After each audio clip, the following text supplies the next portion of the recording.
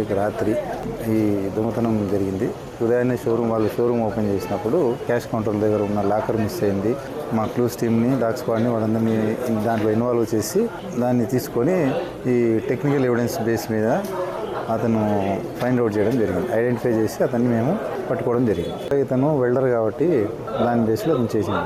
బెంగళూరు సిటీకి చెందిన నాగరాజు గారి ఆనంద్ అని ఎంఆర్ఎస్ పాలెం బెంగళూరు సిటీకి చెందిన వ్యక్తిని గుర్తించి అతన్ని ఈరోజు అరెస్ట్ చేయడం జరిగింది. అతని వద్ద నుండి సదరు క్రైమ్లో ఉపయోగించిన ఫేస్ మాస్క్, హ్యాండ్ గ్లౌజు, ఆ కారులో అతను నెంబర్ ప్లేట్ మారుస్తూ తిరిగే 3 నెంబర్ ప్లేట్లను, నేరానికి ఉపయోగించే పనిముట్లను రికవర్ చేయడం జరిగింది. వద్ద ఉన్న 5,25,000 రూపాయల నగదును కూడా రికవర్ చేయడం జరిగింది. ఇతను ఇంత క్రితం దాదాపుగా 32 కేసుల్లో ఉన్నాడు.